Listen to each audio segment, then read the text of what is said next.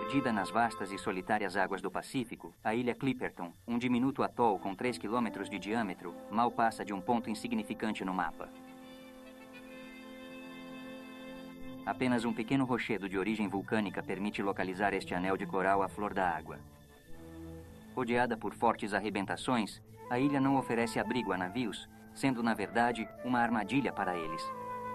Apesar disso, a vida conseguiu se estabelecer nesta costa esquecida. Muitas aves vêm aqui para nidificar. Hordas de caranguejos tornaram-se residentes habituais. Nesta terra árida, o caranguejo é rei e lixeiro ao mesmo tempo. Ele tem um único objetivo: sobreviver.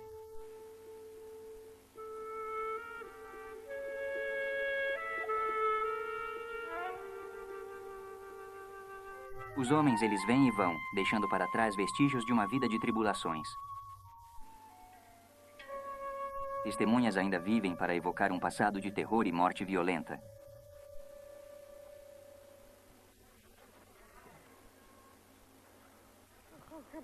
Elas dizem: ficamos profundamente chocadas, completamente humilhadas.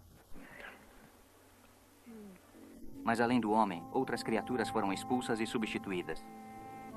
Isolado do mar após grandes reviravoltas geológicas, o lago, cuja água doce foi substituindo aos poucos a salgada, transformou-se num laboratório natural único para o estudo dos mecanismos de adaptação. Isolada e ingrata, a ilha Clipperton é um campo de batalha onde cada espécie atua no drama mutável de vida e morte.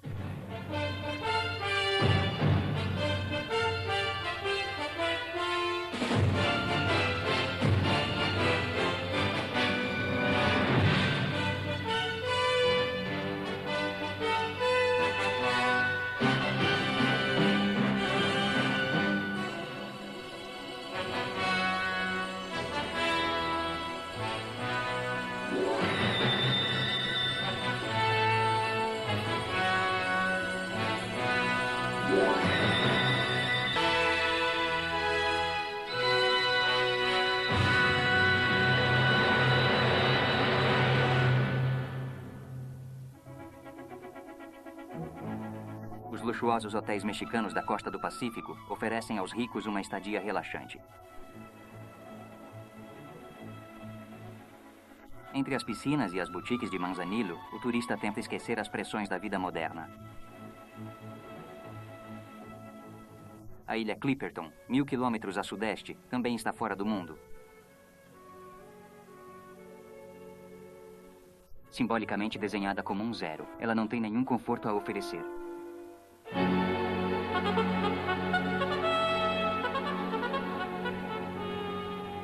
O acesso a esta ilha é difícil, seja por ar ou por mar. Para as comunicações da equipe multinacional do comandante Cousteau, uma pista temporária é aberta na planície de coral, domínio de aves imperturbáveis como os atobás.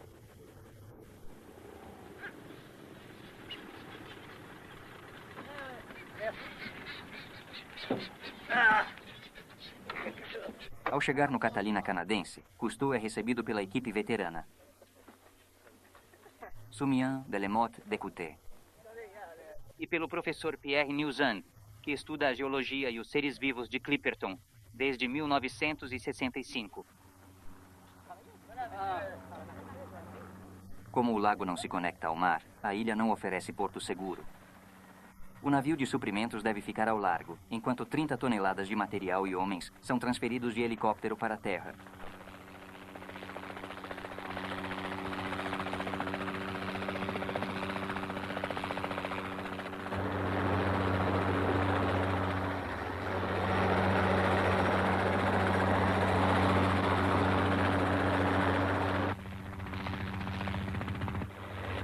A ilha hoje possui apenas uma pequena plantação de coco, originada de árvores plantadas durante o século passado. Tudo o que é necessário deve ser transportado para este anel de cascalho árido. Grupos geradores, mantimentos e medicamentos. Um trator para transportar o equipamento científico, galões de gasolina e água suficiente para suprir as necessidades dos membros franceses, canadenses e americanos da missão.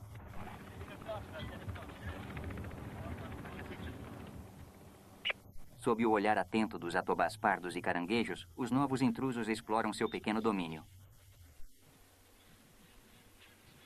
Eles não são pioneiros. Conquistadores, piratas e baleeiros yankees os precederam aqui. O fino anel do atol está repleto de restos deixados por pescadores, extratores de guano e militares.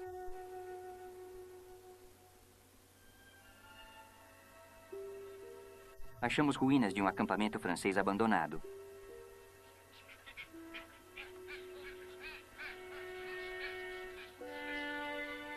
Francesa desde o século XVIII, a ilha foi disputada pelo México. E em 1908 ali se estabeleceu uma guarnição sob o comando do capitão Arnaud e sua esposa. Menos de 6 anos depois, com o início da Grande Guerra e uma revolução interna assolando o México, Arnaud recusou ser evacuado por um navio americano.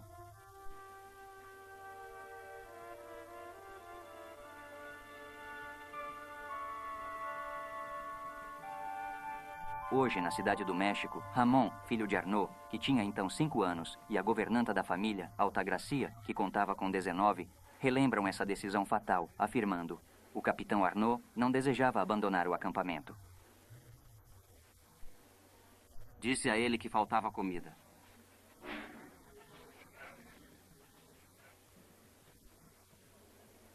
O filho de Arnaud, Ramon, fala dos 3 longos anos de desespero e do navio de suprimentos que nunca chegava. Já tivemos 15 mortes, diz. E pouco a pouco, vários outros estavam à beira da morte. Nosso estoque de remédios estava acabando. Meu pai não sabia o que fazer, já que não podia mais tratar seus homens. O rochedo, com seu pequeno farol, lembra o calvário que os sobreviventes da guarnição mexicana suportaram há 66 anos. A perigosa ressaca que os aprisionava monta incansavelmente guarda em torno da ilha. A equipe Cousteau tem grandes problemas para atravessar de bote a barreira de arrebentações causada pela estrutura característica desta ilha. Como uma coroa sobre um vulcão submarino, o recife de coral se prolonga mar afora através de uma planície submersa e rasa, sobre a qual as ondas se quebram constantemente. Opa.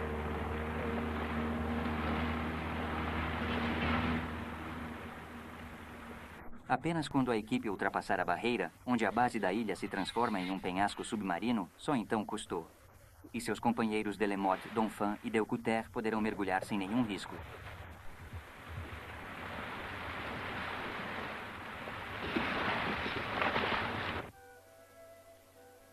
Sob a superfície, tudo é calmo.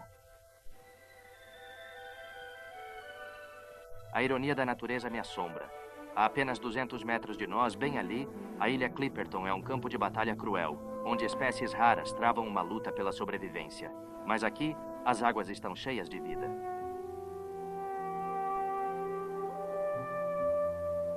Cada criatura está na defensiva, mas em aparente serenidade.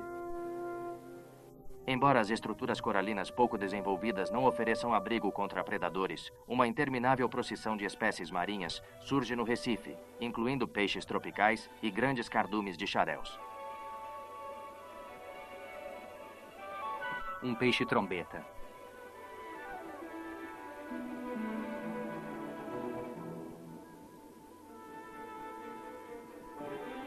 Moreias de temperamento sombrio.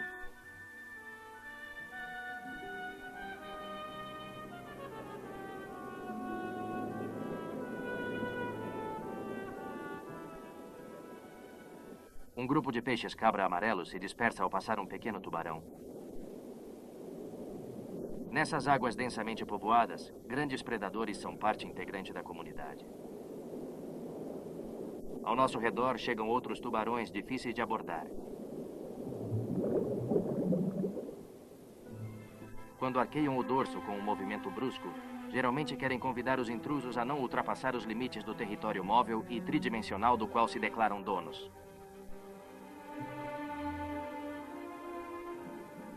Agora, centenas de tubarões-martelo nadam sobre nós. Este exército triunfal celebra, na minha opinião, os 300 milhões de anos de presença da espécie em nosso planeta, uma das experiências mais duradouras da natureza. Se atacados por espécimes maiores, cardumes de peixes pequenos saltam freneticamente para a superfície, onde outros predadores os aguardam na passagem. Os atobás e outras aves marinhas se lançam contra eles, não hesitando em caçá-los debaixo d'água. Por sua vez, os atobás devem evitar os ataques de bandos de fragatas que tentam roubar suas presas. Aquelas que conseguem evitar as fragatas, logo perdem a presa para os famintos filhotes.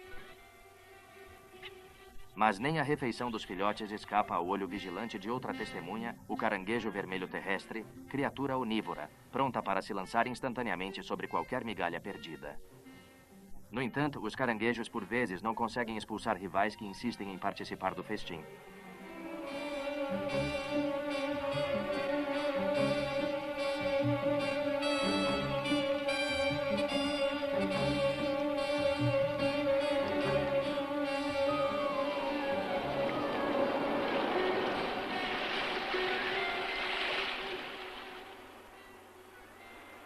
Mas a cadeia alimentar do mar para o céu ou do céu para a terra tem mais um elo. Em Clipperton, as moreias caçando presas patrulham a própria margem e não hesitam em se aventurar em terra para capturar suas vítimas.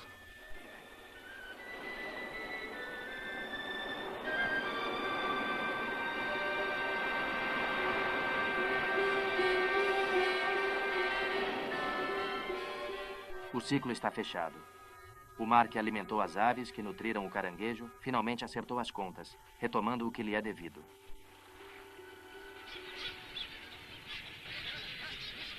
Após a descoberta, navegadores que se aproximaram de Clipperton ficaram surpresos com os grandes bandos de aves que se desdobram como uma bandeira no céu. Andorinhas do mar, atobás e fragatas saqueadoras, todos coexistindo neste ecossistema único e surpreendente. Por um acordo tácito, andorinhas do mar e atobás exercem soberania absoluta sobre um território estritamente delimitado que é sua área de nidificação. Entre os milhares de ovos espalhados no coral nu, cada andorinha do mar identifica o seu sem falhar. As ações instintivas dessas aves são tão rigorosamente mecânicas que não é raro ver algumas chocando ovos irremediavelmente danificados. Se as aves são as donas do céu, o caranguejo vermelho terrestre reina na superfície. Este tipo de caranguejo só existe em Clipperton e em outras 2 regiões do mundo.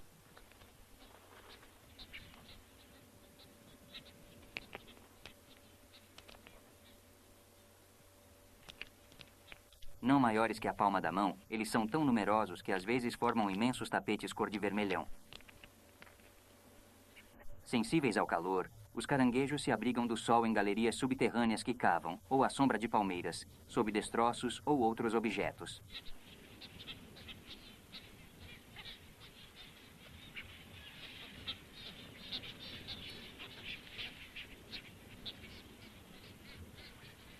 Sem temer a promiscuidade, eles se amontoam uns sobre os outros, criando assim verdadeiras muralhas vivas.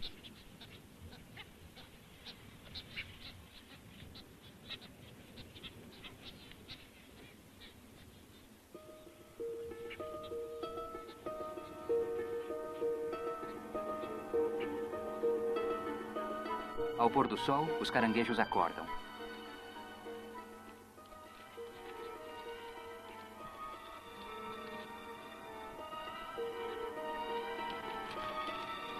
Parecem curiosos para nos conhecer.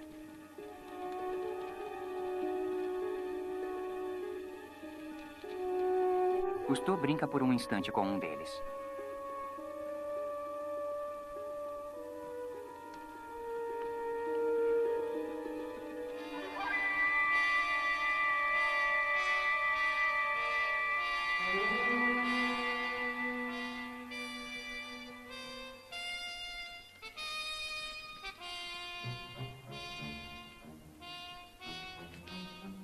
Ele o provoca. E depois esconde a mão. O caranguejo percebe logo que o objeto animado é comestível. Mais feliz está este caranguejo faminto que conseguiu pegar um ovo de atobá.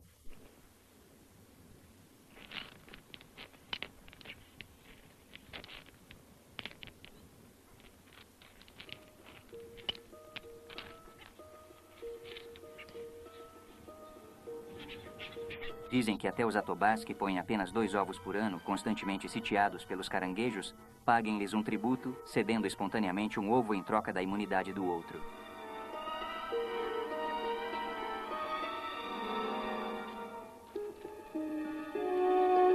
Com um pouco de sorte, o ovo da ave se quebrará, enquanto o caranguejo o arrasta pelo coral irregular. Caso contrário, o crustáceo esperará pacientemente como uma mãe que o ovo se abra, mas para devorar o filhote.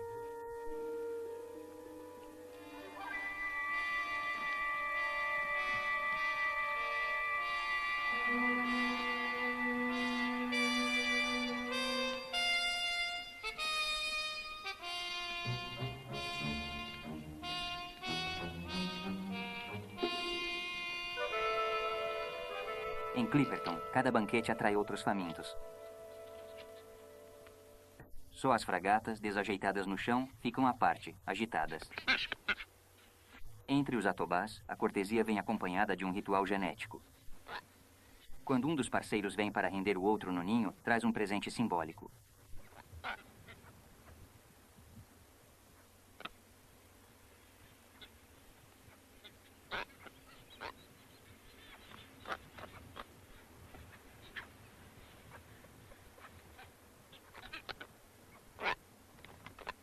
Mas as leis da seleção natural na ilha condenam impiedosamente os fracos a morrer e os fortes a sobreviver.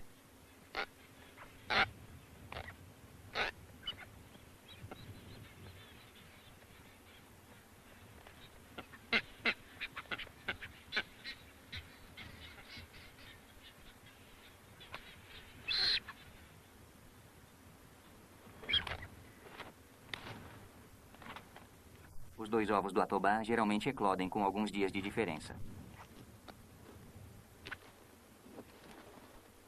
O primogênito, que geralmente é o mais forte, muitas vezes expulsa o mais novo do ninho, sob o olhar indiferente da mãe.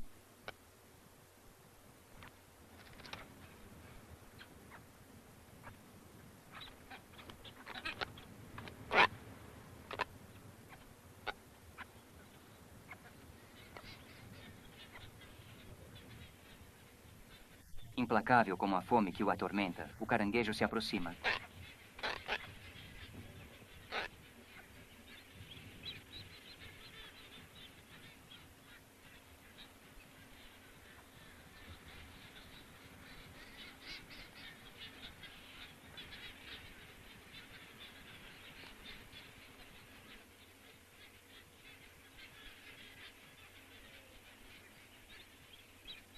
E para observar o que a outra mãe está fazendo naquele momento.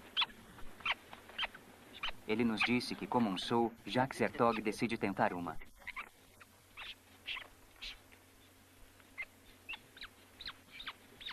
Ele explica a Cousteau seu desejo de colocar o frágil filhote em um ninho que contém apenas um ovo ainda não eclodido, na esperança de que a mãe, ou, mais provavelmente, a madrasta, o adote.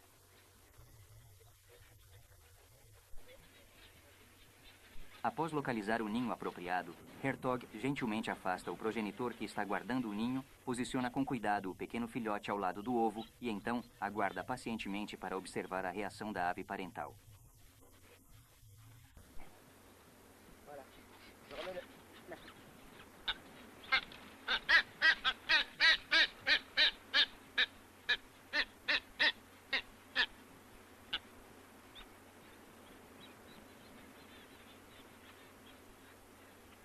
Garoto, mas não agressivo.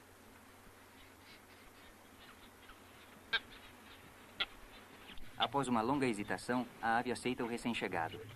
Agora sim.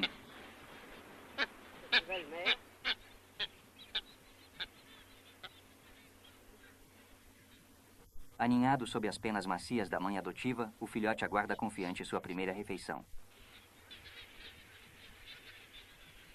Não muito distante dali, um caranguejo se posicionou diante de um ninho, ousadamente pondo à prova a paciência dos pais que o protegiam.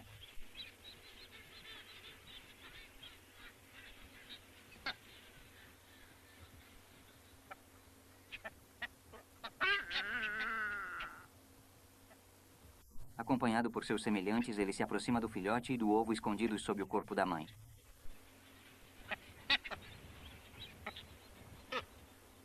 Inquieta, ela se levanta, descobrindo o filhote. O caranguejo ataca o recém-nascido.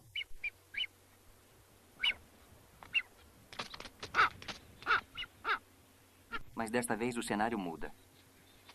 Exasperado, o atobá contra-ataca e a carapaça sólida do caranguejo se torna uma defesa precária contra as bicadas repetidas e potentes da ave.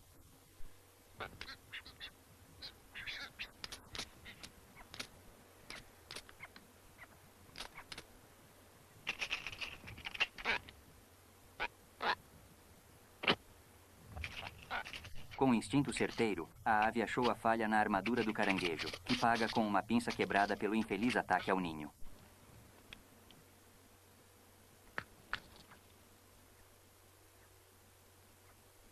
Este caranguejo, também gravemente ferido, recorre a uma técnica cirúrgica sumária de um soldado em missão.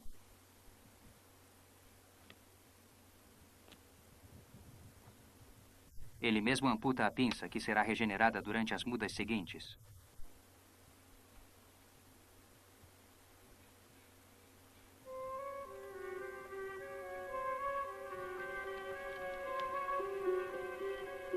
Escravo de um apetite feroz, o caranguejo ignora a distinção sutil para ele entre amigo e inimigo.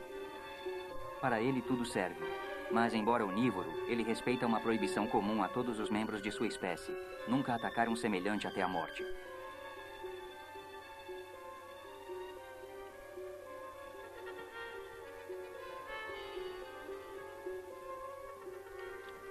Em sua busca incansável por comida, o caranguejo quase despojou a ilha de vegetação, com exceção das árvores com raízes muito fortes.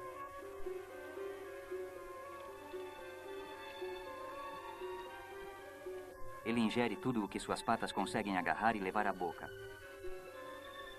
Couro, madeira, tecido e até mesmo uma película cinematográfica. Além disso, neste campo de batalha pela sobrevivência, ele atua como coveiro indispensável.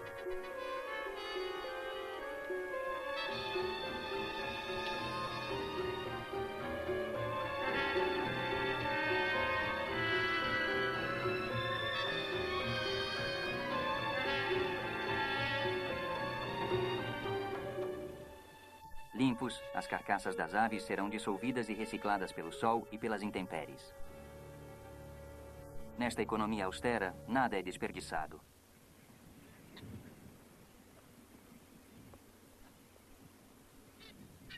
Todos os dias, os cientistas estudam a origem vulcânica do atol, as mudanças que influenciaram sua vida marinha e as restrições rigorosas impostas pelo ambiente hostil da ilha às formas de vida que ali se desenvolvem. Embora o trecho de mar circundante fervilhe com uma grande variedade de animais marinhos, os mergulhadores descobriram que o Lago Salgado abriga apenas um número restrito de espécies. Entre 5 e 10 metros, a água do lago é invadida por uma selva intransponível de algas e plantas aquáticas.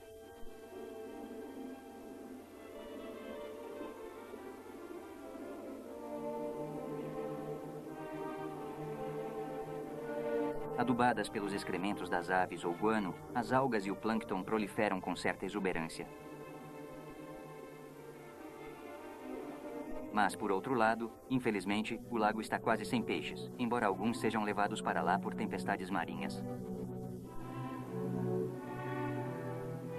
Esta situação resultou de uma reviravolta radical na topografia de Clipperton, em época recente.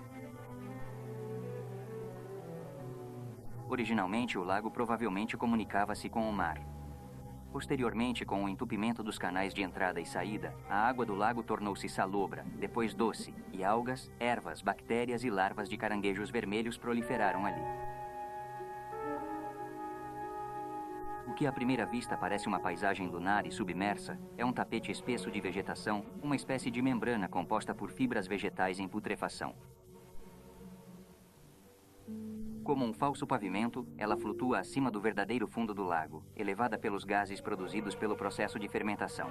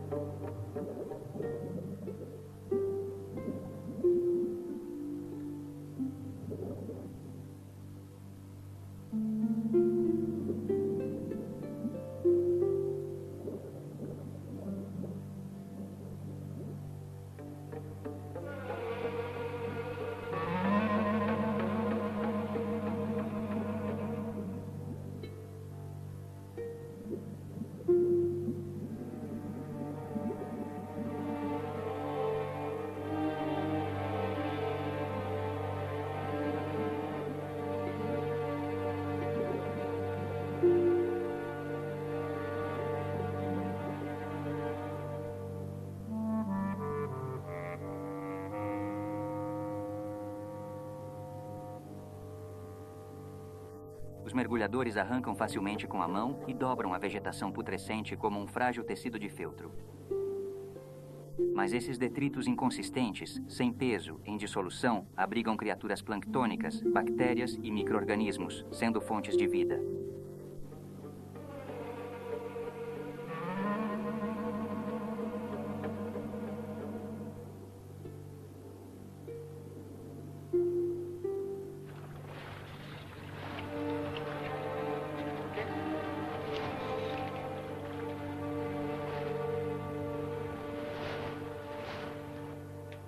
No laboratório Fortuna, que foi instalado no antigo acampamento francês, o biólogo René Taxi mostra a Cousteau as amostras que foram coletadas no mar e no lago.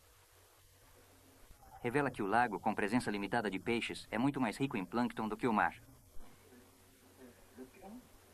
E equivale a 200 metros cúbicos de água filtrada. Agora a geóloga. São depósitos de guano de aves que criam pequenas manchas bege-rosado de cerca de 1 milímetro. Mas o mais interessante da ilha é o lago de água doce e as transformações que ele pode causar no recife de coral que o cerca. Vamos ouvir agora o professor Nilsson. É só minha opinião, mas acho que é melhor abrir caminho. Mas Cousteau discorda. Contudo, com a grande afluência de visitantes, é possível dar-se ao luxo de preservar intacta uma evidência da vida que existia antes da invasão humana.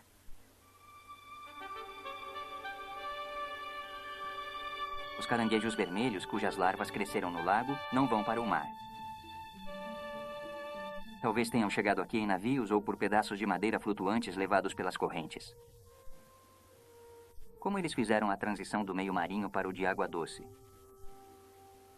É difícil responder.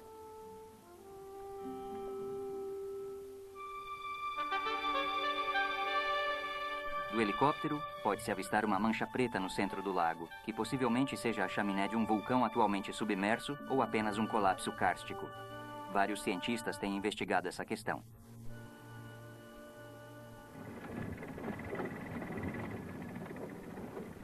Junto com Jacques Carteau, Cousteau atravessa o lago em um bote inflável para chegar a uma plataforma de mergulho instalada verticalmente sobre um buraco profundo.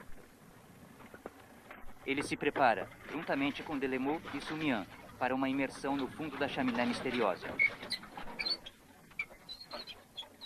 O emissor de uma sonda de eco destinada a medir a profundidade é baixado através do poço retangular da plataforma de mergulho.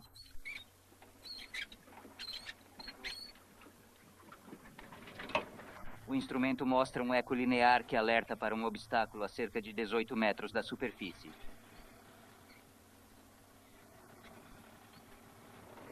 Contudo, outros indícios nos levam a crer que há algo a mais ainda mais abaixo. Para este mergulho, Cousteau trouxe um instrumento particular. Prevendo pouca visibilidade, ele preparou um cone retangular cheio de água límpida, que, fixado na lente, permitirá continuar as filmagens independentemente da transparência da água. Quanto à roupa de mergulho, Cousteau, Jacques Descoutets e Bernard Bellemot decidiram substituir a habitual por uma roupa de neoprene e uma máscara de vedação.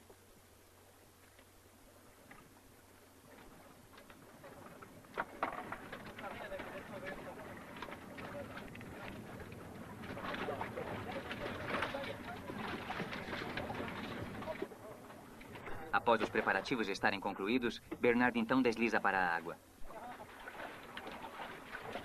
E depois lhe passam uma segunda câmera subaquática. Descoutets e Cousteau se juntam a ele logo em seguida, em um breve intervalo de tempo.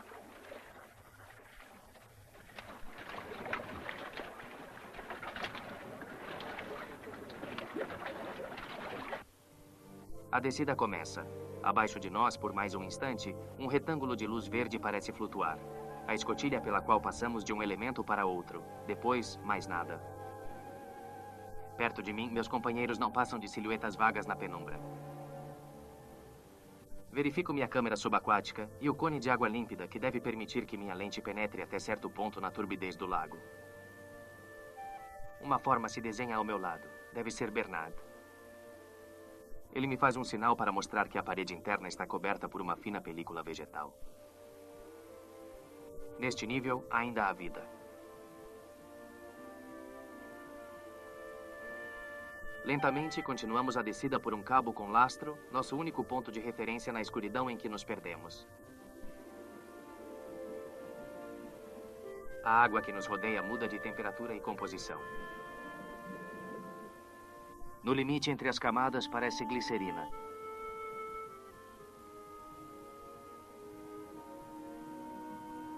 A 18 metros, nossas lâmpadas revelam o que parece ser o fundo. Mas é apenas uma espessa camada de detritos vegetais entrelaçados que formam uma espécie de esteira com mais de 1 metro de espessura, retendo tudo o que cai da superfície.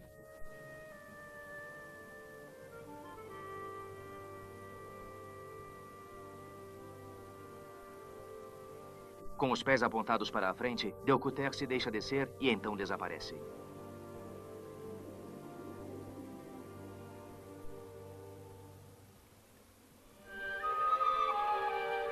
Por um breve instante, observamos apenas a sequência ininterrupta de bolhas de ar que emergem do respirador.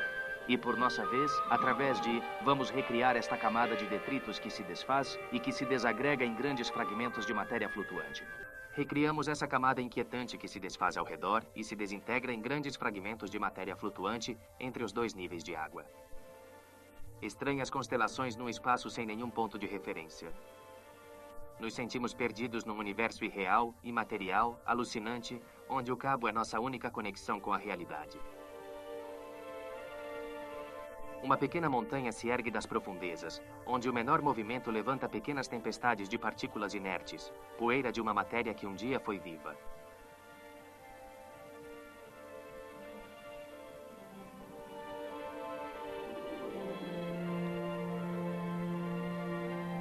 Descemos mais. Neste deserto submerso, a temperatura da água parece aumentar até queimar nossas mãos, apesar das luvas.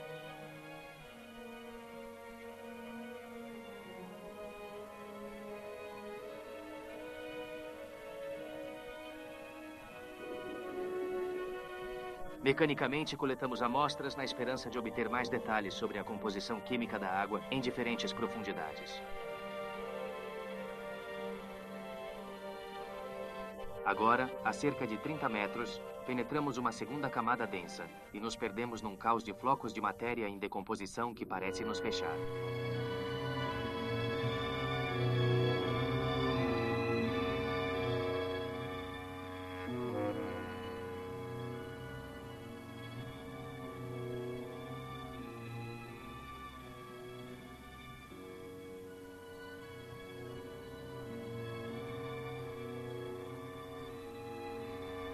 Na escuridão que as luzes já não conseguem iluminar, mais sentimos do que vemos esta nuvem em redemoinho.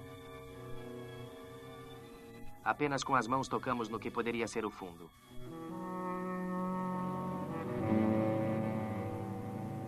Antes parecia que a água queimava nossas mãos. Agora, apesar da roupa de neoprene e da máscara de vedação, sentimos a pele e os olhos queimarem. Lágrimas escorrem por nossas bochechas e a visão fica turva. A dor é insuportável. Eu dou o sinal para subir. Agora percebo que a causa da queimação não é o calor, mas sim o sulfeto de hidrogênio, um gás muito tóxico que os vegetais em decomposição liberam quando todo o oxigênio da água se esgota. Nós nos aventuramos em uma região morta onde nada que vive resistirá por muito tempo. Cegos e queimados, a subida parece interminável. Apesar da pressa para fugir deste inferno, temos que respeitar as regras de mergulho e subir gradualmente nas velocidades recomendadas.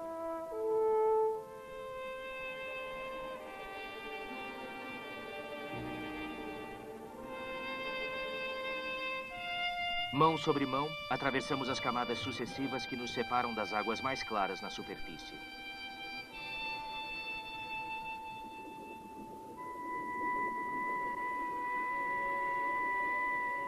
Finalmente, bem acima de nossas cabeças, surge uma luz, penetrando através da abertura da plataforma. Para nós, é nada menos que uma janela para o céu. É um símbolo de esperança, um verdadeiro sinal de libertação. Ao retornar à superfície, Deokuter lava o rosto para tirar o ácido. Mas Delemotte foi quem se deu pior. O dióxido de enxofre infiltrou-se na máscara e agora ele não consegue abrir os olhos.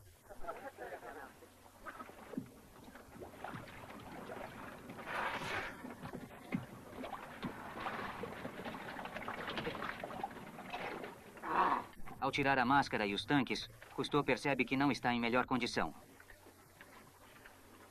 Isso é assustador. O que houve?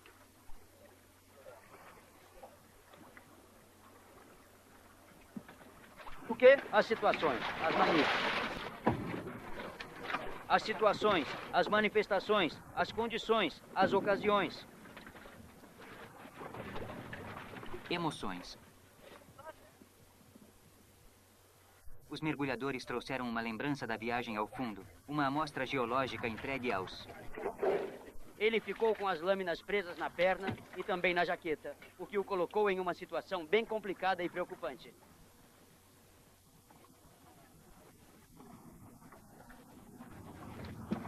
Não tem. Benden, o ácido enegreceu o chumbo dos cintos. É uma tonalidade preta. Mas e se estivesse lá? A cor dos cilindros foi de amarelo a verde oliva.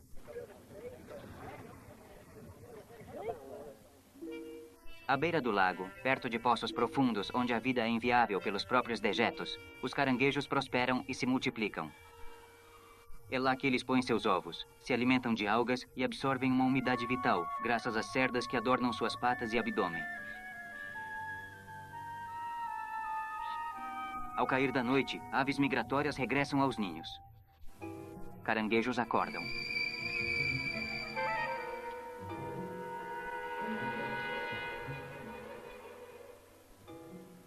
Na escuridão, um exército crescente se põe em movimento, vasculhando a ilha inteira em busca de seu tesouro. Mas o caranguejo, como muitas outras espécies, parece destinado a ter apenas vitórias efêmeras, a ser apenas uma engrenagem minúscula em um mecanismo complexo, a cumprir um destino que não escolheu.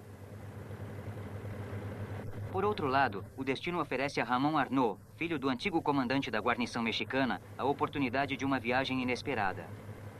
Despedindo-se da esposa e filha em Manzanillo, ele volta à trágica ilha que deixou há mais de 60 anos.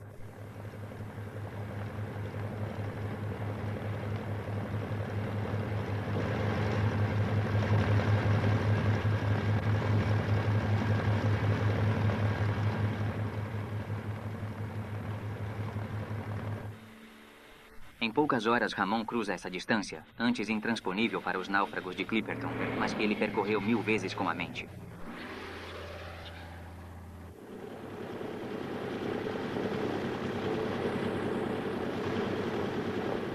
Por favor, preste atenção e ouça com muito cuidado.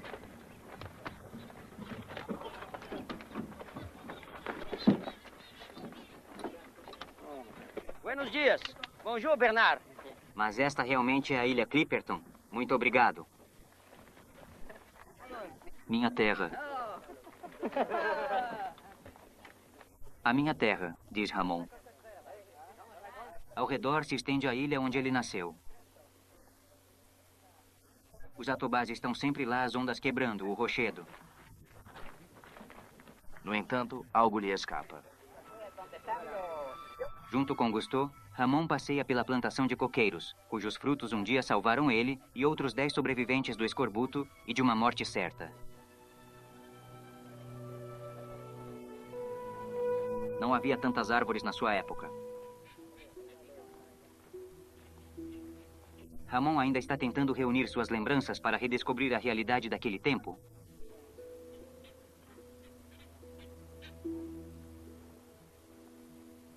Por um momento, o passado é só um sonho.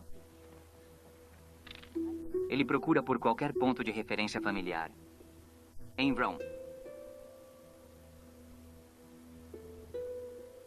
As casas familiares de sua infância, a figura altiva de sua mãe, o menino que ele era, hoje é apenas um estranho distante.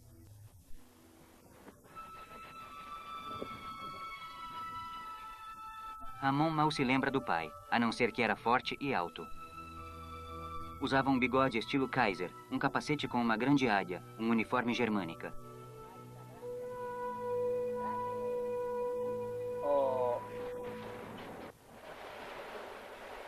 Entre suas primeiras lembranças está a barreira de ondas que associa ao pai. ele inspeciona rapidamente a praia, tentando encontrar o ponto exato onde, em 1915, sua vida e a dos outros habitantes da ilha mudaram para sempre. Meu pai faleceu bem ali, naquele mesmo local onde o navio navegava, acompanhado de 3 outros indivíduos. Nós nos encontrávamos dentro de nossa casa. Meu pai havia terminado sua refeição há pouco e minha irmã caçula estava se divertindo do lado de fora. De repente, ela entrou gritando: "Pai, pai, um navio!" Meu pai saiu correndo e o viu.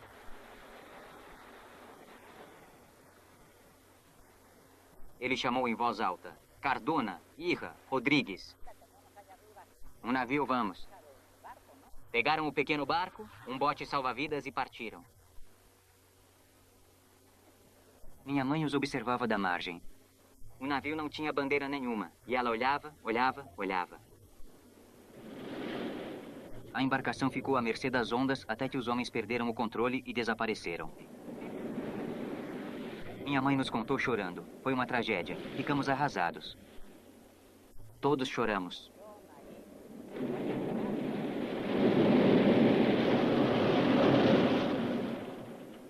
Após horas, uma forte tempestade surgiu.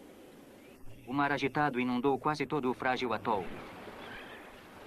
Só havia um homem em plena forma em Clipperton, Alvares, o faroleiro. A senhora Arnaud e 9 pessoas, mulheres e crianças, esperavam no chão que o vento levasse a casa como um graveto. Quando o furacão acabou, a senhora Arnaud deu à luz seu 4º e último filho. Perdido, o grupo iniciou uma luta de 2 anos pela sobrevivência. Mas do penhasco surge outra ameaça inesperada. Após confiscar todas as armas de fogo, o faroleiro tornou-se o ditador absoluto da ilha, sem poupar sequer a esposa e a filha, abusando e matando as mulheres que lhe opunham resistência. Declarando que nenhuma mulher jamais deixaria a ilha com vida, Alvarez designava suas potenciais vítimas: Tirsa, Rosalia, Altagracia, a senhora Alicia Arnaud, que seria sua última vítima. Seu filho Ramon compartilha conosco os detalhes do que aconteceu a seguir. Era meados de julho de 1917, conforme Ramon, quando o faroleiro veio à nossa casa e disse à senhora Arnaud: "Vem comigo." Minha mãe não ofereceu resistência alguma, pois Alvarez estava completamente armado. Foi então que Tirsa disse: "Chegou a hora." Es el momento.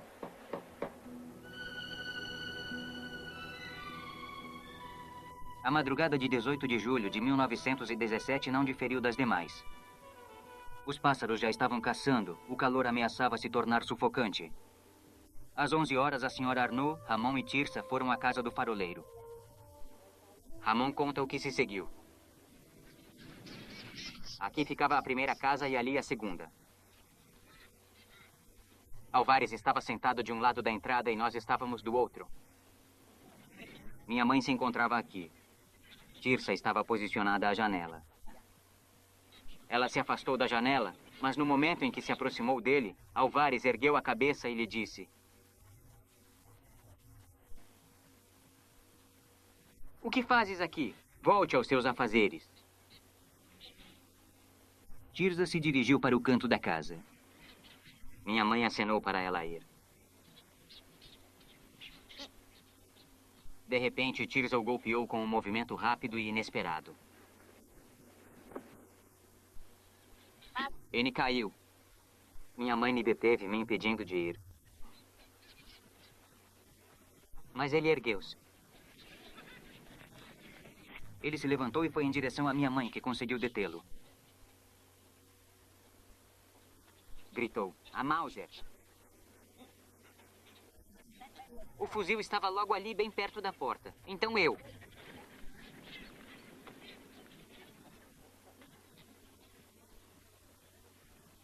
O peguei e dei meia volta, eu o peguei. E fui. Eu comecei a correr, mas quando cheguei lá, avistei um navio, o Yorktown. Eu voltei. E Tirsa me perguntou o que tinha acontecido. Eu respondi: é um navio, sim, um navio.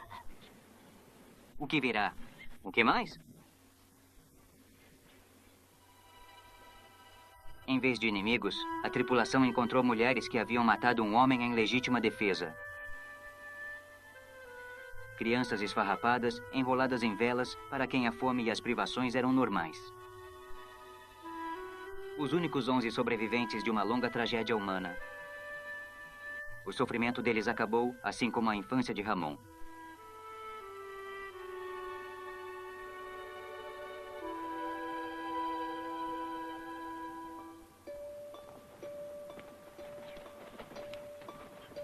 Os fatos daquela infância perderam-se no esquecimento.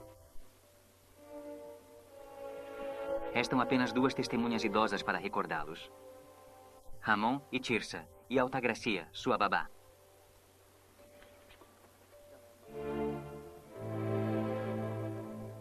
Antes de concluir sua visita a esse passado trágico, Ramon faz questão de deixar na ilha um sinal de devoção em memória daquele pai que tão pouco conheceu.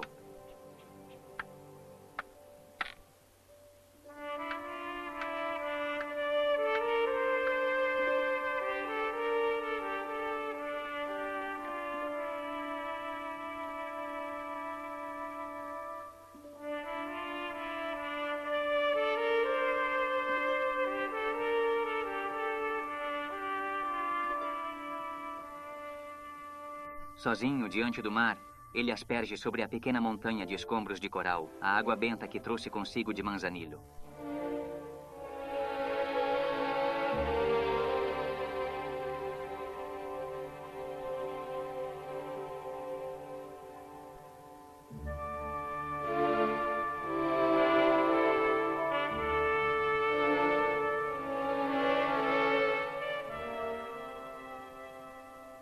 Uma cruz se ergue na solidão de Clipperton, um frágil símbolo da passagem do homem.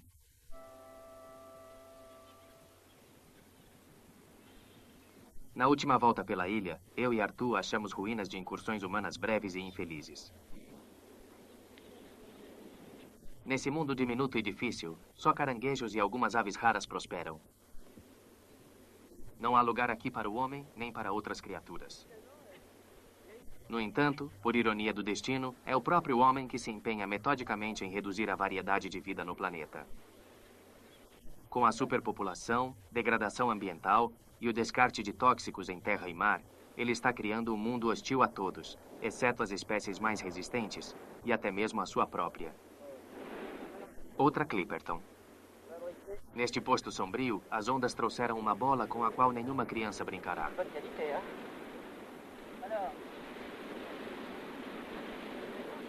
Não muito longe, encontramos outros destroços, cuja presença nesta costa inóspita é ao mesmo tempo familiar e inquietante.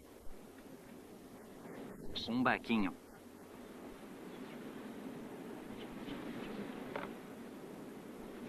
Um soldadinho de plástico.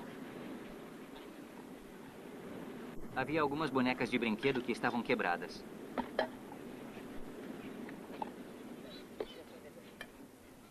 Acessórios humanos.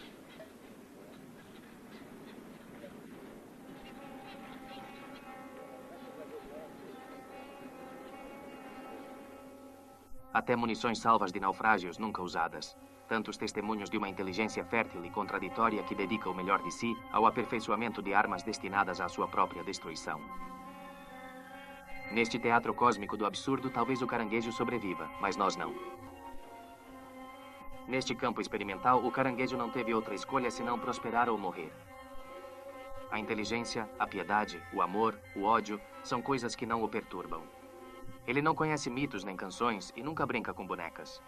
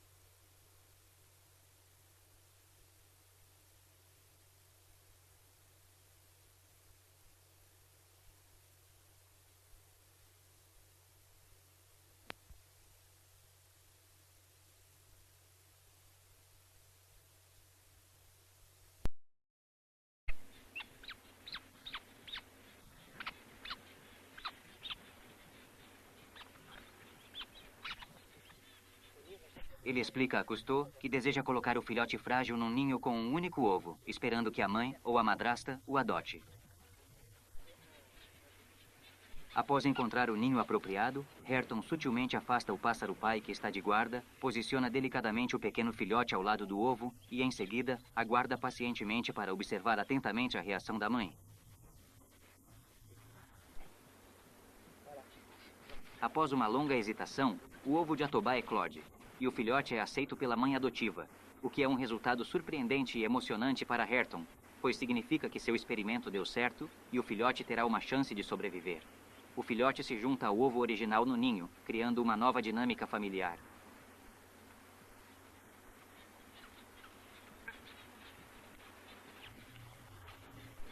A ave aceita o recém-chegado.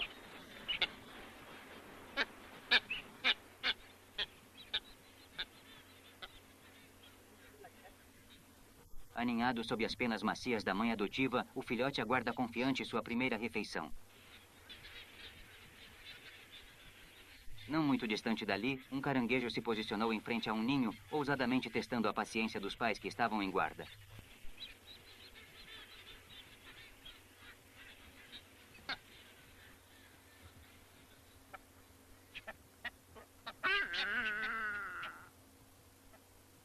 Acompanhado por outros de sua espécie, ele se aproxima do filhote e do ovo escondidos sob o corpo da mãe. Inquieta, ela se levanta, revelando o filhote. O caranguejo ataca o recém-nascido.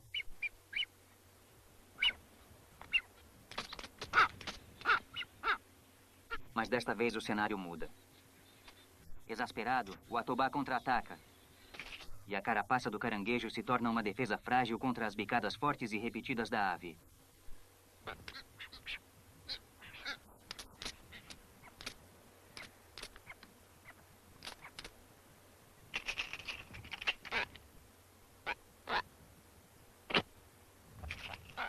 Com um instinto infalível, a ave encontrou o ponto fraco da armadura do caranguejo, que paga pelo infeliz ataque ao ninho com uma garra quebrada.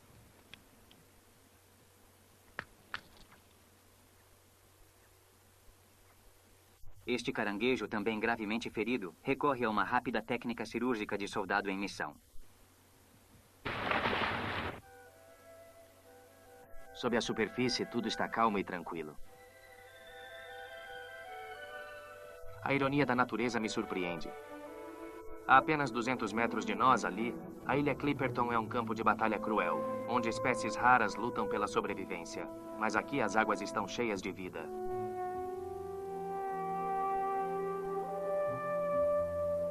Toda criatura está na defensiva, num clima de aparente serenidade. Embora estruturas coralinas pouco desenvolvidas não ofereçam grande abrigo, uma interminável procissão de espécies marinhas desfila ao redor da barreira. Peixes tropicais de todos os tipos, grandes cardumes de carangídeos. Ali, peixe trombeta.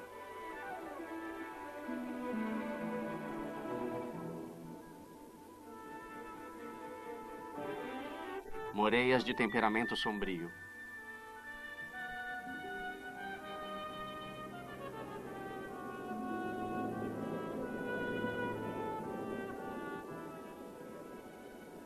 Um cardume de peixes-cabra amarelo se dispersa ao passar um pequeno tubarão. Nestes oceanos, os grandes predadores são parte integrante da comunidade. Ao nosso redor chegam outros tubarões difíceis de abordar. Quando curvam o dorso em um movimento brusco, eles geralmente querem convidar intrusos a não ultrapassar os limites do território móvel e tridimensional que eles reivindicam como propriedade.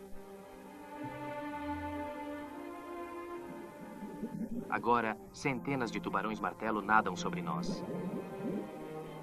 Este exército triunfante celebra, na minha opinião, os 300 milhões de anos de presença da espécie em nosso planeta, um dos experimentos mais duradouros da natureza.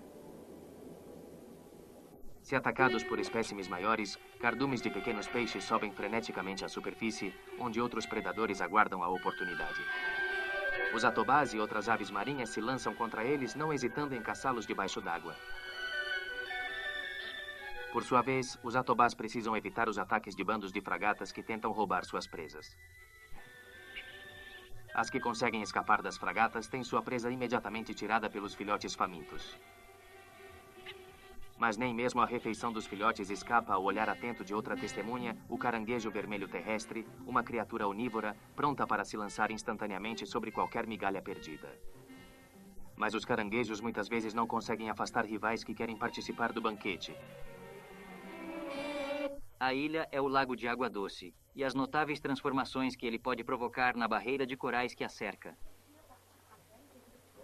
Vamos ouvir agora o professor Niossa. É apenas a minha opinião, mas acho que seria melhor abrir caminho. Mas Cousteau tem outra opinião.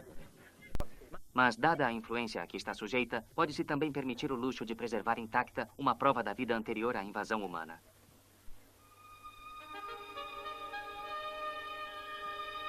Caranguejos vermelhos, larvas desenvolvidas em água doce do lago, não vão para o mar.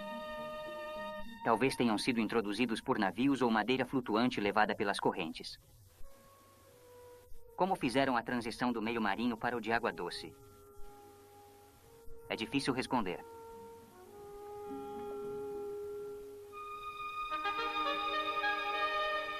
Do helicóptero, distingue-se uma mancha preta no meio do lago, que talvez corresponda à chaminé de um vulcão submerso ou simplesmente a um colapso cástico. Muitos cientistas já se fizeram esta pergunta.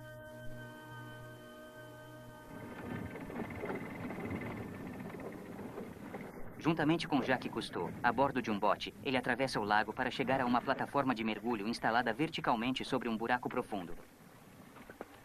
Ele se prepara com Delemotte e Jumian para um mergulho no fundo da chaminé misteriosa. O emissor de uma sonda de eco, destinada a medir a profundidade, é baixado através do poço retangular da plataforma de mergulho.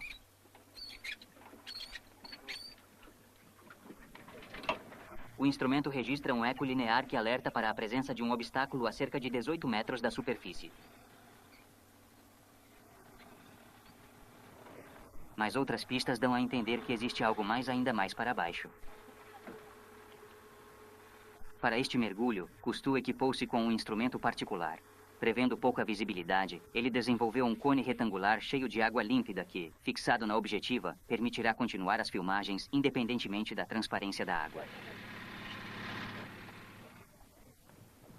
Para a imersão, Cousteau, Jacques Descoutets e Bernard Bellemont decidiram trocar o equipamento habitual por uma roupa e máscara de mergulho estanques.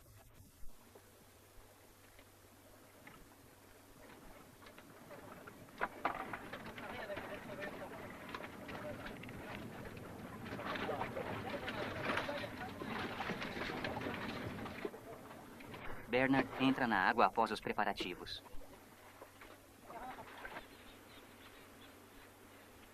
Após um longo período de hesitação e observação cuidadosa, o pássaro finalmente aceita o recém-chegado em seu ninho.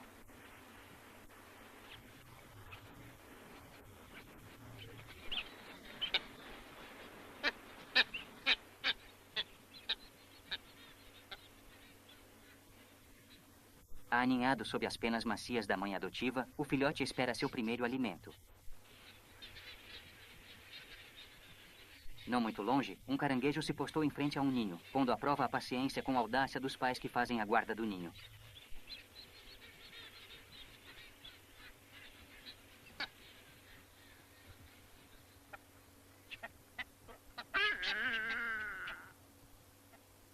Acompanhado por seus semelhantes, ele se aproxima do filhote e do ovo escondidos sob o corpo da mãe. Inquieta, ela se levanta, descobrindo o filhote. O caranguejo ataca o recém-nascido.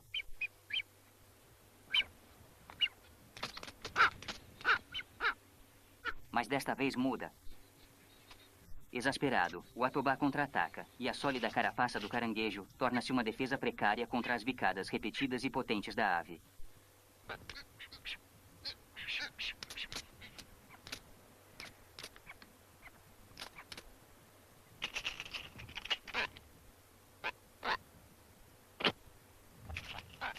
Com um instinto infalível, a ave achou o ponto fraco da armadura do caranguejo, que paga por seu ataque com a pinça quebrada.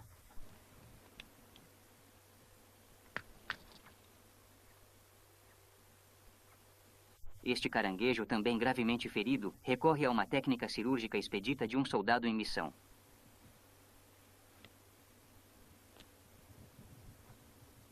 Ele mesmo amputa a pinça que será regenerada durante as mudas seguintes.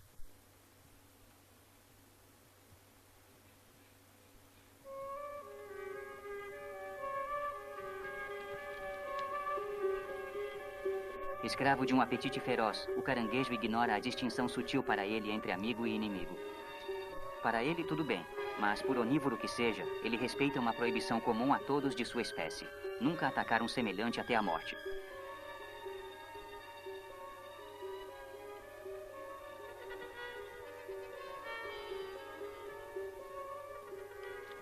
Na sua busca por comida, o caranguejo quase.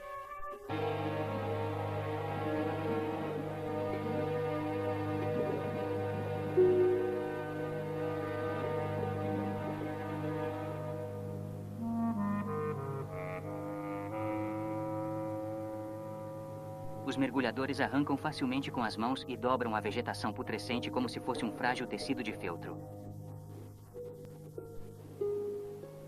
Mas estes detritos leves, sem peso e em dissolução, abrigam criaturas planctônicas, bactérias, micro-organismos e são fontes de vida.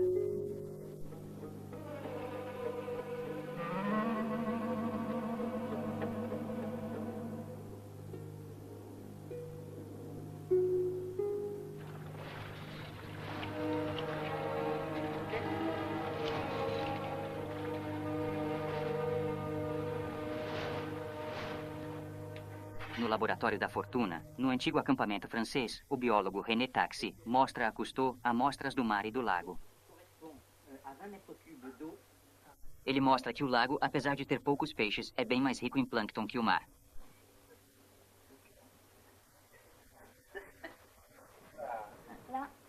Ouçamos a geóloga Bori Lejean.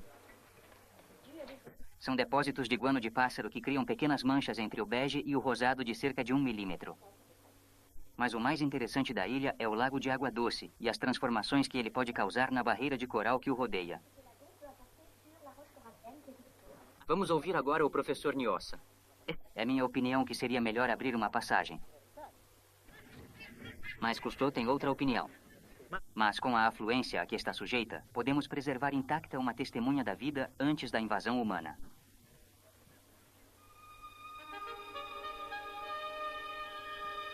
Os caranguejos vermelhos com larvas desenvolvidas em água doce não vão para o mar. Talvez trazidos por navios ou por pedaços de madeira flutuantes nas correntes. Como fizeram a transição do meio marinho para o de água doce?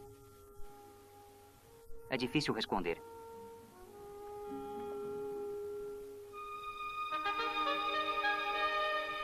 Do helicóptero, avista-se uma mancha preta no meio do lago, que talvez corresponda à chaminé de um vulcão submerso, ou simplesmente a um colapso kárstico. Muitos cientistas já se questionaram sobre isso.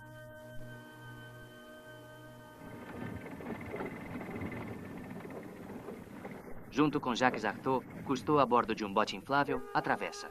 Quanto aos homens, eles vieram e se foram, deixando para trás os vestígios de uma existência cheia de tribulações. Alguns vivem para evocar um passado de abandono, terror e morte violenta.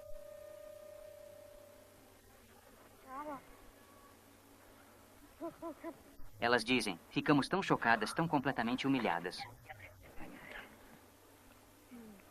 Além do homem, outras criaturas foram expulsas e substituídas. Separado do mar devido a convulsões geológicas, o lago, onde a água doce foi gradualmente substituindo a salgada, tornou-se um laboratório natural único para o estudo dos mecanismos de adaptação. Isolada e inóspita, a ilha Clipperton é um campo de batalha onde cada espécie atua no drama mutável da vida e da morte.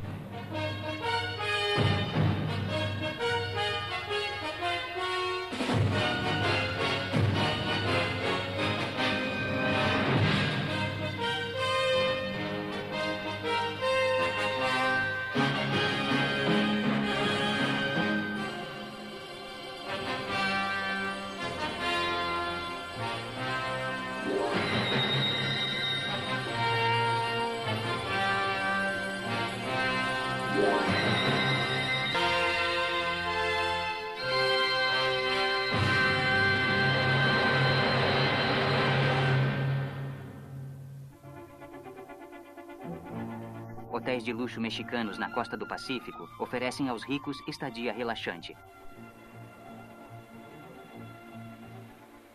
Entre as piscinas e as lojas de Manzanillo, o turista tenta esquecer as restrições da vida moderna.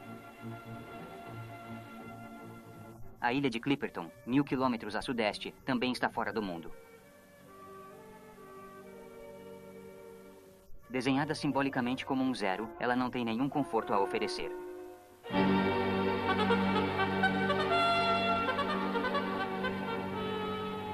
Acesso a esta ilha é difícil, tanto por ar quanto por mar.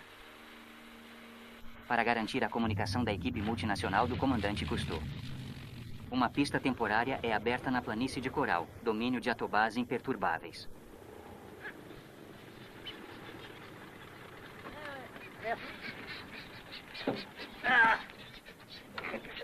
Ao chegar no Catalina canadense, Cousteau é recebido pela equipe veterana.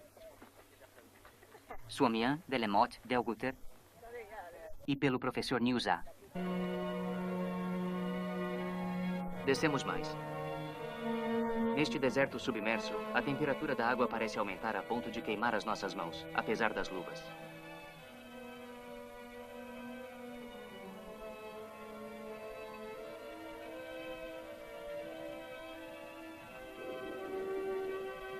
Coletamos amostras na esperança de ter mais detalhes sobre a composição química da água em diferentes profundidades.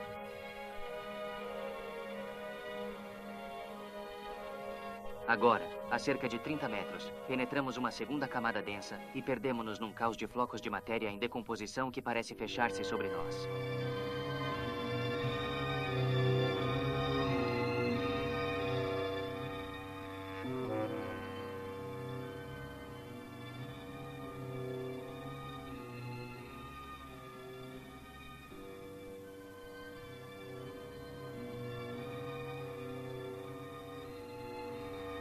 Na escuridão que as lâmpadas não conseguem mais iluminar, sentimos mais do que vemos esta nuvem em redemoinho. Tocamos apenas com as mãos o que poderia ser o fundo.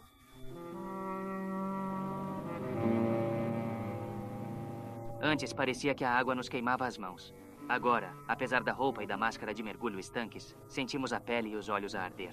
Lágrimas escorrem pelas nossas bochechas e a visão fica turva. A dor é insuportável. Dou o sinal para subir. Agora, sei que a ardência não é causada pelo calor, mas sim pelo sulfeto de hidrogênio, altamente tóxico, liberado por vegetais em decomposição quando todo o oxigênio da água se exaure. Aventuramo-nos numa região morta, onde nada que vive resistirá por muito tempo. Cegos e queimados, a subida parece interminável. Apesar da pressa de escapar deste inferno, devemos seguir as regras de mergulho e subir gradualmente, nas velocidades prescritas.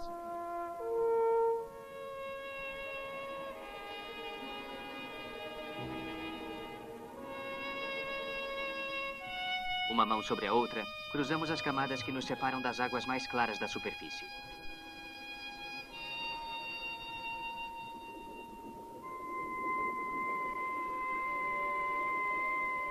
Finalmente, muito acima das nossas cabeças, eis que surge uma luz que filtra através da abertura da plataforma. Para nós, isso não é menos do que uma janela para o céu. É o símbolo da libertação.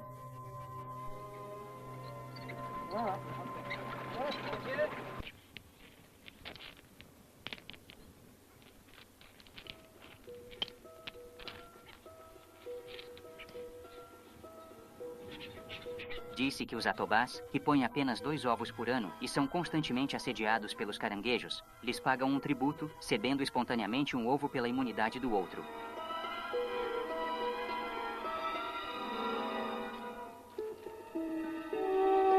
Com um pouco de sorte, o ovo do pássaro vai quebrar enquanto o caranguejo o arrasta no coral irregular.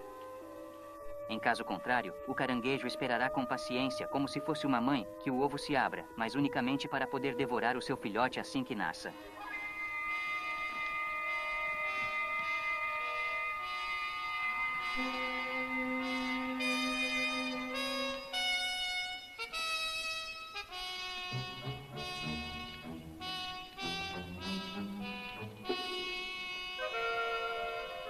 Em Clipperton, cada banquete atrai outros famintos. Apenas as fragatas desajeitadas ficam agitadas e à parte. Entre os atobás, a cortesia acompanha um ritual genético. Quando um dos parceiros assume a guarda do ninho, ele oferece ao outro um presente simbólico. Isso é um ritual genético, cumprindo as leis da seleção natural, onde os fracos morrem e os fortes sobrevivem.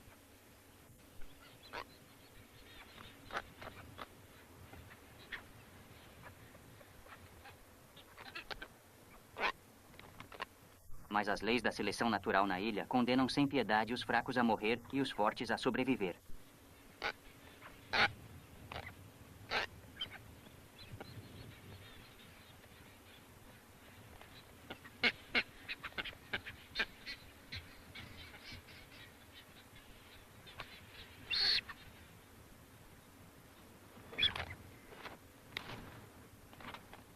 Os 2 ovos do atobá eclodem geralmente com alguns dias de diferença. O primogênito, o mais forte, expulsa do ninho o mais novo. Sob o olhar indiferente da mãe.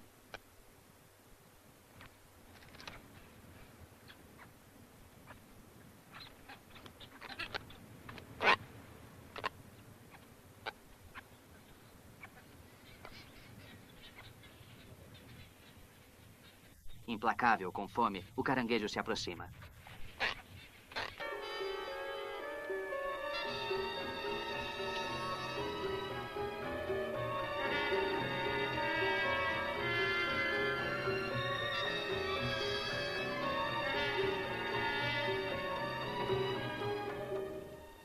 Limpas por caranguejos, as carcaças de aves se dissolvem e reciclam pelo sol e intempéries.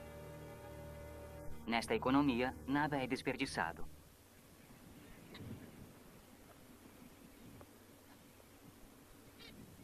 Diariamente, os cientistas estudam a origem vulcânica do atol, as mudanças que influenciaram sua vida marinha e as limitações impostas pelo ambiente hostil da ilha às formas de vida que ali se desenvolvem.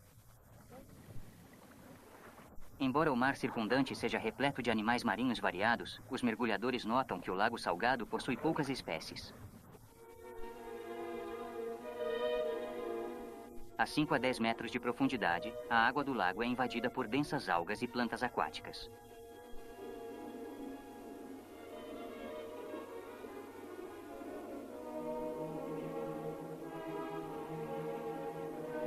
Adubadas pelos excrementos das aves, as algas e o plâncton proliferam ali com exuberância. Contudo, infelizmente, o lago é quase completamente deserto de peixes, embora alguns sejam por vezes arrastados para lá por tempestades marítimas. Esta situação resulta de uma reviravolta radical que afetou a topografia de Clipperton recentemente. Originalmente, o lago provavelmente se comunicava com o mar. Depois, com o fechamento dos canais de entrada e saída, a água do lago tornou-se salobra, depois doce, e algas, ervas, bactérias e larvas de caranguejos vermelhos proliferaram ali. O que à primeira vista se assemelha a uma paisagem lunar submersa é um tapete espesso de vegetação, uma espécie de membrana composta por fibras vegetais putrefatas. Como um falso pavimento, ela flutua acima do verdadeiro fundo do lago, elevada pelos gases produzidos pelo processo de fermentação.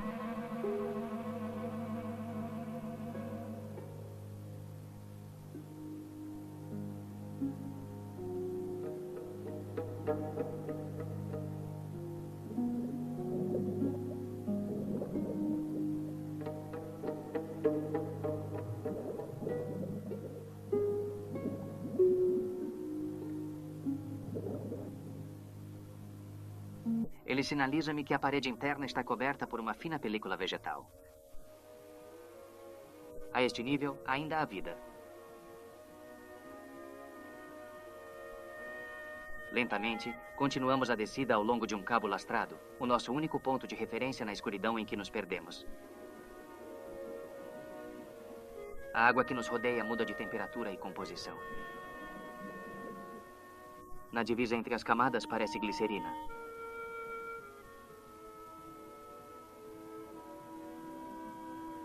A 18 metros, nossas lâmpadas revelam o que parece ser o fundo. Contudo, acaba por ser apenas uma densa camada de detritos vegetais entrelaçados, que forma uma espécie de tapete com mais de 1 metro de espessura e que retém tudo o que tomba da superfície.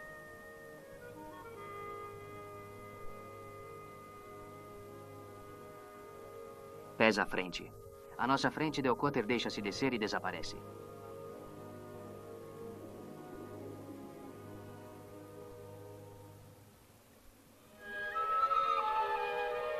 Por um momento, vemos apenas o rastro de bolhas de ar que saem do respirador.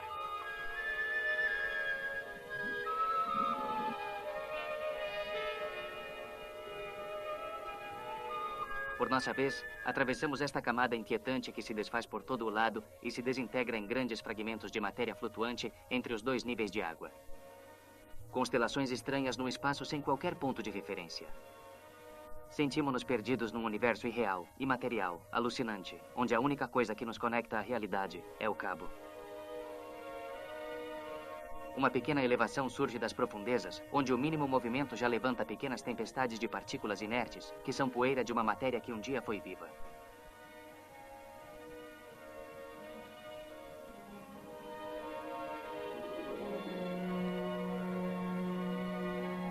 Descemos mais. Neste deserto submerso, a temperatura da água parece aumentar até queimar as nossas mãos, mesmo com as luvas.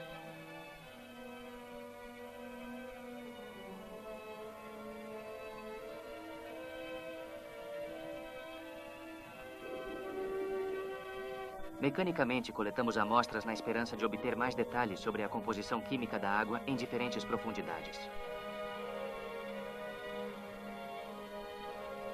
Agora, a cerca de 30 metros, penetramos uma segunda camada densa e perdemos-nos num caos de flocos de matéria em decomposição.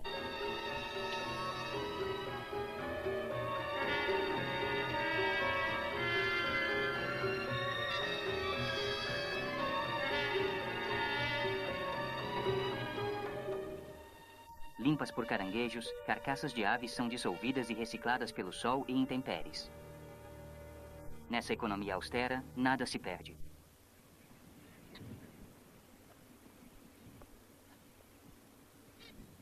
Todos os dias, os cientistas estudam a origem vulcânica do atol, as mudanças que influenciaram sua vida marinha e as rígidas limitações impostas pelo ambiente hostil da ilha às formas de vida que ali se desenvolvem. Embora o trecho de mar ao redor pulule de uma grande variedade de animais marinhos, os mergulhadores constatam que o Lago Salgado abriga apenas um número restrito de espécies.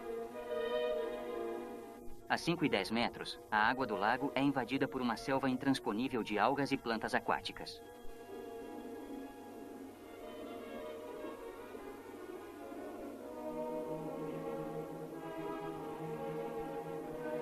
Adubadas por excrementos de aves ou guano, algas e plâncton proliferam ali com exuberância. Mas, por outro lado, infelizmente o lago é quase deserto de peixes, embora alguns sejam lançados lá por tempestades marítimas.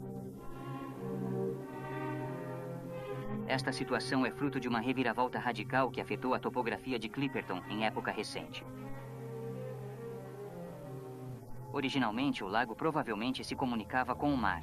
Depois, com o fechamento dos canais de entrada e saída, a água do lago tornou-se salobra, depois doce, e algas, ervas, bactérias e larvas de caranguejos vermelhos proliferaram. O que à primeira vista se assemelha a uma paisagem lunar submersa é, na verdade, um tapete espesso de vegetação, uma espécie de membrana composta por fibras vegetais putrefatas. Como um falso pavimento, ela flutua acima do verdadeiro fundo do lago, elevada pelos gases produzidos pelo processo de fermentação.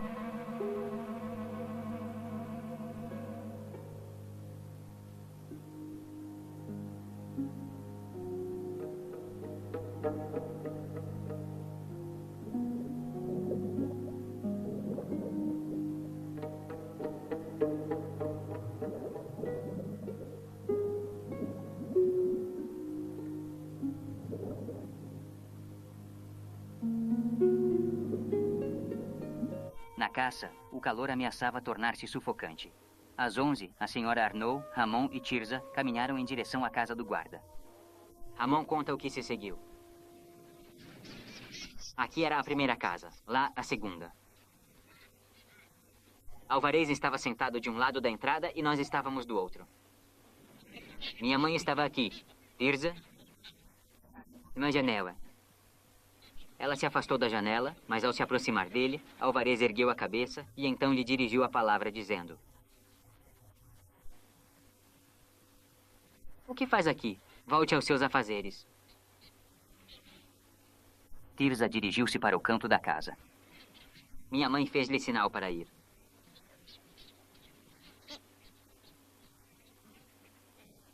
Tirza o golpeou e ele veio a cair. Ela o atingiu e ele caiu no chão. Segurou-me. Contudo, ele se levantou novamente. Ele se levantou e foi em direção à minha mãe, que conseguiu detê-lo. Gritou para mim: "A Mauser!"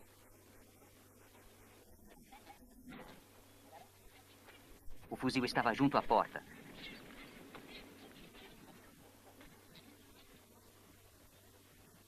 Eu o peguei, dei meia volta e fui embora. Comecei a correr, mas quando cheguei, vi um navio, o Yorktown.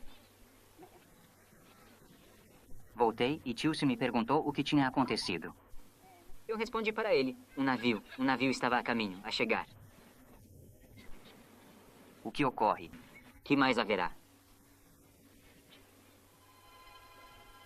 Em vez de inimigos alemães, a tripulação encontrou mulheres que mataram um homem em legítima defesa. Crianças esfarrapadas, envoltas em gonas de velas, para quem fome e privações eram normais. Os únicos 11 sobreviventes de uma longa tragédia humana. O calvário deles findara, assim como a infância de Ramon.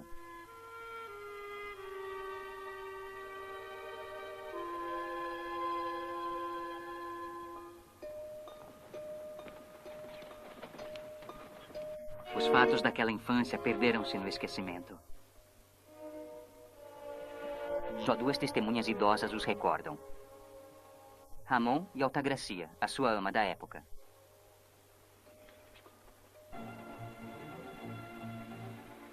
Entre as piscinas e as boutiques de Manzanillo, o turista tenta esquecer as restrições da vida moderna.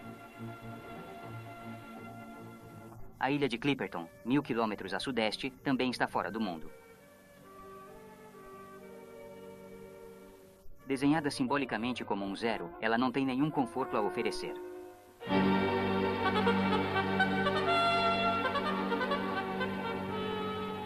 O acesso a esta ilha é difícil, seja por ar ou por mar. Para assegurar as comunicações da equipe científica multinacional do comandante Cousteau, uma pista temporária é aberta na planície de Coral, domínio de atobás imperturbáveis.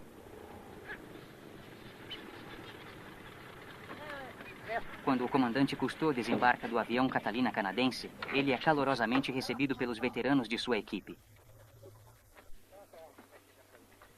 Sumian, Delemotte, Delcoutere e o professor Pierre Newsat, que desde 1965 tem estudado profundamente a estrutura geológica e os seres vivos de Clipperton. Como o lago não se conecta ao mar, a ilha não tem ancoradouro seguro. O navio de abastecimento deve assim ficar ao largo, enquanto 30 toneladas de material e a tripulação são levadas à terra por helicóptero.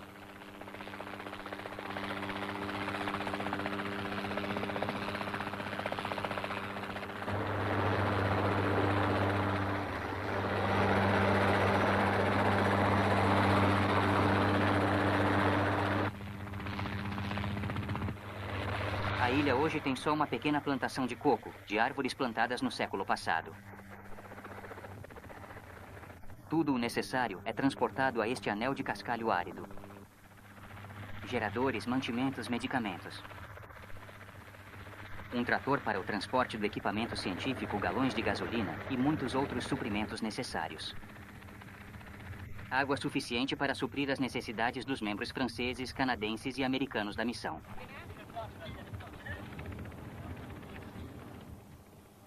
Sob o olhar dos residentes habituais, atobás e caranguejos, os novos intrusos exploram seu pequeno domínio. Eles não são pioneiros. Conquistadores, piratas e baleeiros yankees os precederam aqui. O fino anel do atol está repleto dos restos deixados por pescadores, predadores de guano e militares.